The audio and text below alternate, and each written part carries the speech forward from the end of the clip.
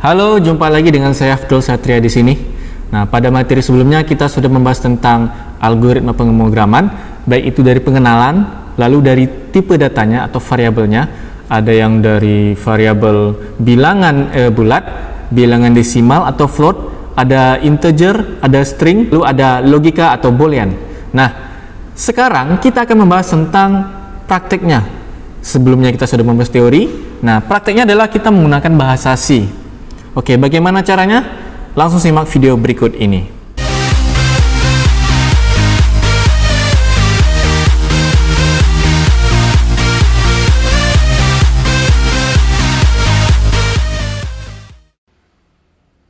Oke, sekarang kita akan menginstal aplikasi Dev C++-nya dulu, tapi kebetulan kita belum punya, maka kita download dulu di internet ya.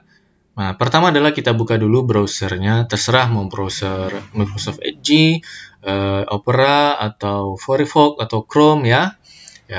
Nah, sekarang kita ketikkan adalah Dev C++ di browsernya.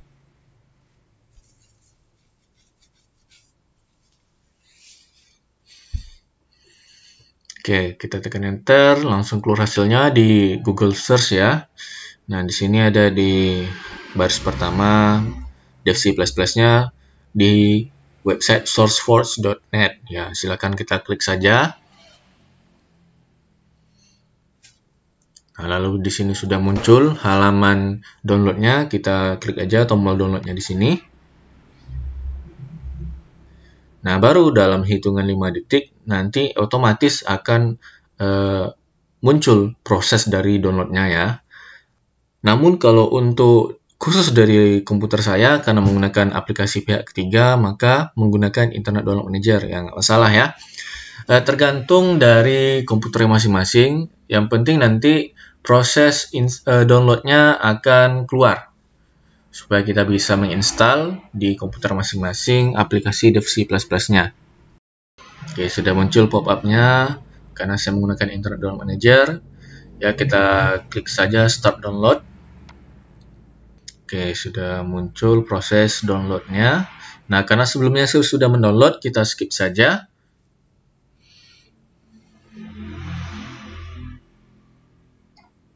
Nah, sekarang kita buka di File Explorer atau My Computer ya. Nah, kita cari posisi aplikasi Dev C++ yang sudah kita download tadi.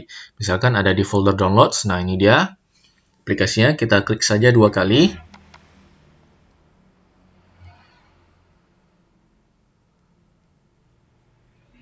Oke, sudah muncul. Di unpacking data dulu.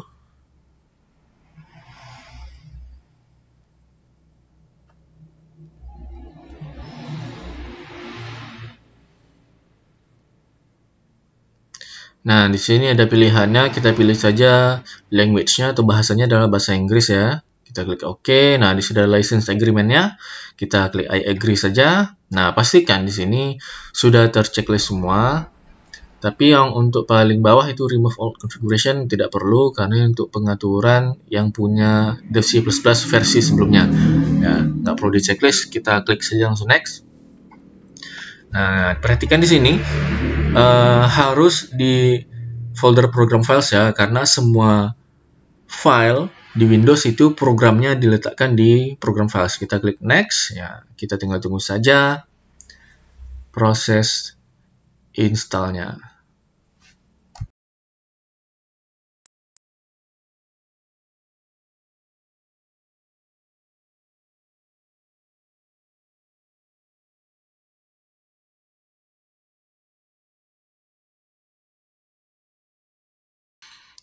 Oke, sudah selesai proses instalasinya. Nah, pastikan di sini sudah terchecklist ya untuk run aplikasinya. Kita klik saja finish. Otomatis nanti langsung akan muncul aplikasi dari Dev C++-nya. Nah, sudah muncul ya aplikasinya. Nah, di sini ada beberapa menu, ada file, edit, view, segala macam. Nah, yang terpenting adalah ketika kita ingin memulai suatu project, nah, kita ingin buat satu program aplikasi, kita klik saja file, lalu ada new di situ menunya ya. Nah, kita pilih yang source file atau bisa di keyboard langsung shortcutnya CTRL-N. Nah, sudah muncul di sini halaman projectnya. Di sini kita bisa membuat aplikasi sekarang ya. Nah, sekarang untuk pengenalan awal dari bahasa C, apa sih itu sebenarnya bahasa C? Nah, bahasa C ini nanti akan ada beberapa bagian. Ada bagian berupa header, ada berupa bagian dari fungsi, ada dari bagian deklarasi dan inti deklarasinya ya. Nah, yang pertama adalah kita ketikkan dulu ya. Di sini bagian headernya pagar include.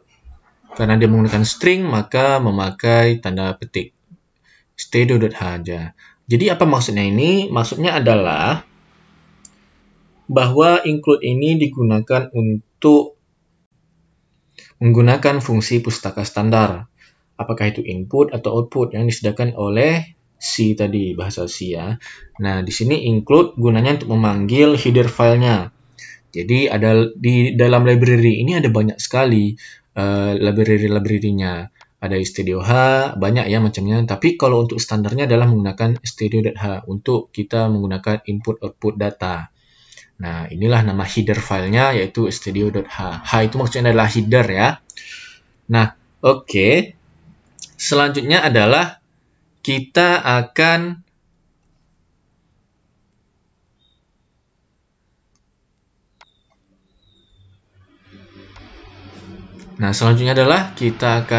langsung membuat fungsinya, ya buat di baris baru integer main. Buka kurung tutup kurung, lalu kita tambahkan di sini kurung kurawal. Nah, apa maksudnya dari integer main ini? Integer main ini adalah dari nama fungsinya main. Main ini nama fungsinya, integer ini adalah tipe data dari fungsi ini apa. Seperti itu ya. Karena setiap fungsi wajib harus ada buka kurung tutup kurung ya. Nah, setelah itu baru ada kurung kurawal. Kurung kurawal ini adalah maksudnya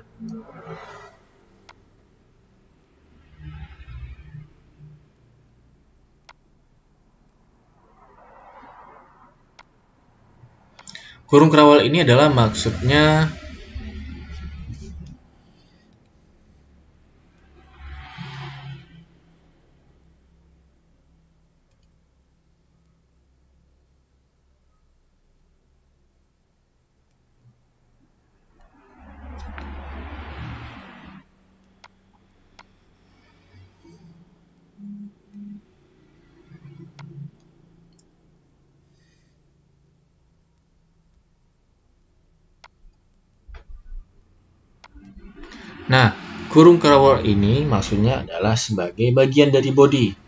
Body dari fungsi main ini tadi. Jadi di dalam ini berisi semua bagian yang ingin kita buat kodenya. Apakah itu kode untuk membuat input, output data ya, atau penjumlahan, pengurangan. Nah, terserah yang pasti disinilah semua inti dari deklarasinya.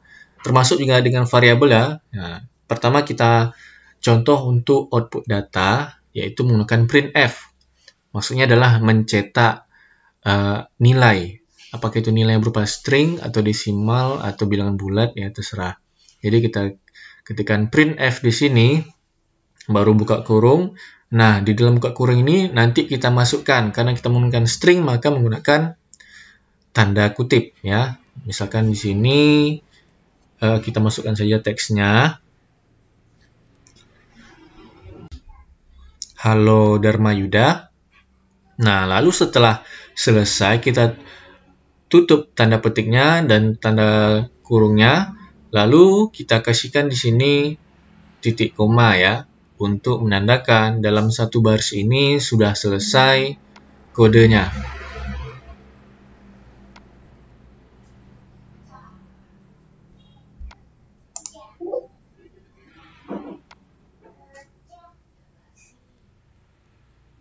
Ya, di sini kita kasihkan titik koma untuk menandakan baris dari kode ini sudah selesai.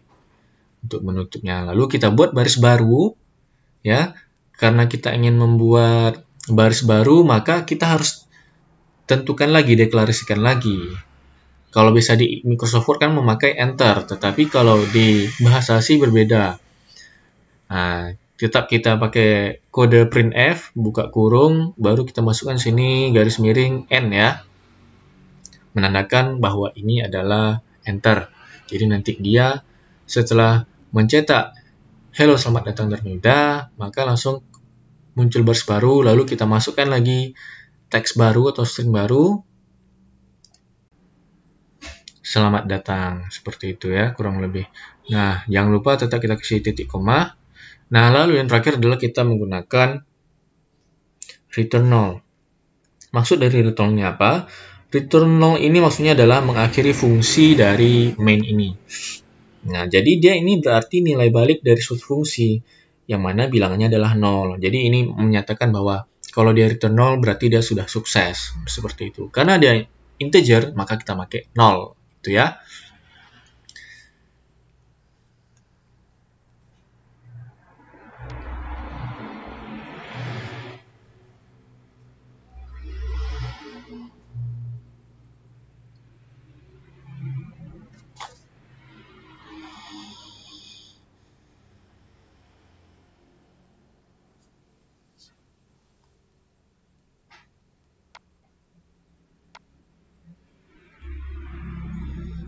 Oke, selanjutnya jangan lupa kurung perawal, dan sekarang kita compile dan run.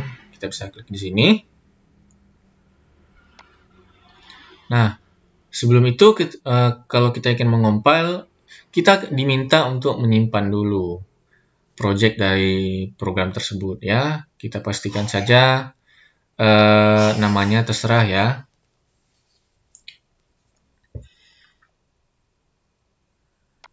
Nah, pastikan tipe datanya adalah C ya. Oke, kita klik save. Nah, sekarang dia langsung kan otomatis mengcompile dari aplikasi yang kita buat. Sudah muncul di sini. Halo murid Dharma Yuda, lalu baris baru selamat datang. Ya, sesuai ya. Jadi, kita wajib menggunakan garis miring N itu untuk membuat baris baru. Ya, seperti itu. Nah, di sini ada return null. Nah, ini tadi maksudnya ya, menandakan dia sudah sukses. Jadi tidak ada error sama sekali. Kita bisa juga lihat di sini ya, bagian errornya. Nah, di sini ada beberapa status.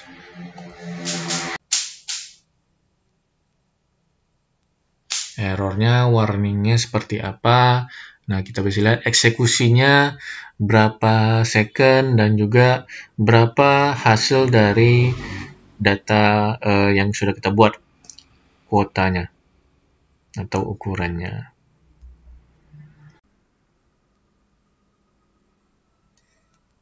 Nah, next, selanjutnya kita akan menggunakan input-output. Kalau tadi kan sudah menggunakan output, sekarang kita gunakan keduanya, input dan output data. Nah, di sini ada banyak macamnya. Bagaimana cara menggunakan input-output datanya, ya. Nah, ada yang menggunakan secara langsung, ya. Ada yang menggunakan piranti masukan. Ada juga langsung di output ya. Kalau input tadi ada dua macamnya. Apakah menggunakan variabel? Ya seperti ini. Kita buat langsung char nama. Lalu di sini kita masukkan kurung sikunya. Misalkan dalamnya ini adalah 25. Berarti panjang dari string. Ingat ya. Ketika kita menggunakan char, lalu ada nama variabelnya. Nah, di situ ada panjang dari karakternya. Berarti hanya 25 karakter yang diizinkan untuk digunakan. Nah, selanjutnya adalah di sini kita gunakan printf. Kita untuk mencetak nilai. Misalkan kita ingin menanyakan nama kamu siapa gitu. Nanti kita ketikkan nama saya, misalkan setelah itu langsung muncul. Selamat datang, misalkan halo Abdul Satria, misalkan seperti itu ya. Nah, sekarang kita cetak dulu outputnya. Printf, buka kurung, tanda petik, hello, siapa nama Anda? Nah, kita tutup lagi tanda petiknya, buka tutup kurung dan titik koma jangan lupa untuk mengakhiri dari baris kode ini ya. Lalu kita buat lagi di sini scanf. Maksudnya adalah ini inputnya. Input berupa nanti dari ketikan di keyboard kita. Nah, di sini ada %s. Maksudnya adalah dia nanti akan menerima dari tipe data string gitu. Nah, nanti di sini ada nama dan nama berarti ini dia memasukkan apa yang kita ketikkan tadi ke variabel nama yang char nama ini ya. Nah, setelah itu baru kita ketikkan lagi printf hello ya, kita akan memunculkan lagi tampilan hello nama yang kita ketikkan tadi. Misalkan hello Afdol Satria seperti itu ya. Nah, jangan lupa juga di sini ada include stdio.h-nya ya, tadi udah otomatis ya karena ini standarnya stdio.h adalah untuk library menggunakan input dan output data.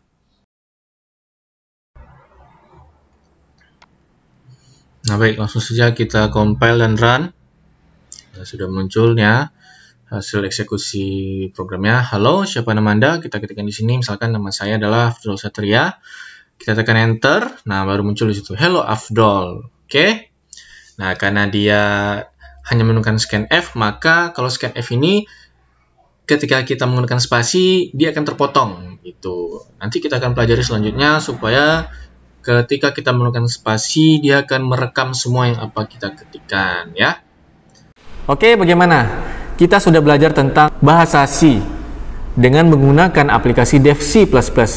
Nah, jikalau ada pertanyaan, silakan tanyakan di kolom komentar di bawah ini. Jikalau suka video ini, silakan like video ini dan subscribe video ini. Oke? Terima kasih sudah melihat video ini. Sampai jumpa di video berikutnya. See you, bye!